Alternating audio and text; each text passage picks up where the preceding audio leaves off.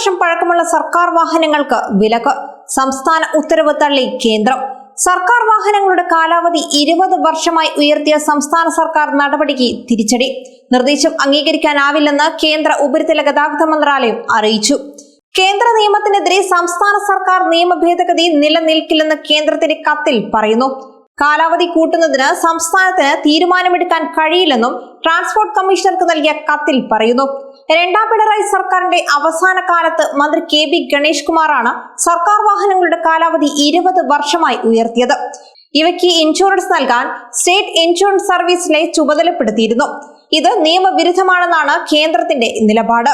മലിനീകരണം കുറയ്ക്കുന്നതിന്റെ ഭാഗമായി 15 വർഷം കഴിഞ്ഞ സർക്കാർ വാഹനങ്ങൾ, പൊതുമേഖലാ വാഹനങ്ങൾ എന്നിവ പൊളിക്കാൻ കേന്ദ്രം തീരുമാനിച്ചത്. വാഹൻ സോഫ്റ്റ്വെയർ പ്രകാരം 5500 സർക്കാർ വാഹനങ്ങളുടെ രജിസ്ട്രേഷൻ റദ്ദാക്കിയിരുന്നു.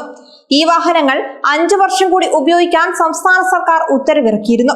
എന്നാൽ സോഫ്റ്റ്വെയറിൽ ഇവയുടെ രജിസ്ട്രേഷൻ പുതുക്കാൻ കേന്ദ്ര സർക്കാർ തയ്യാറായില്ല.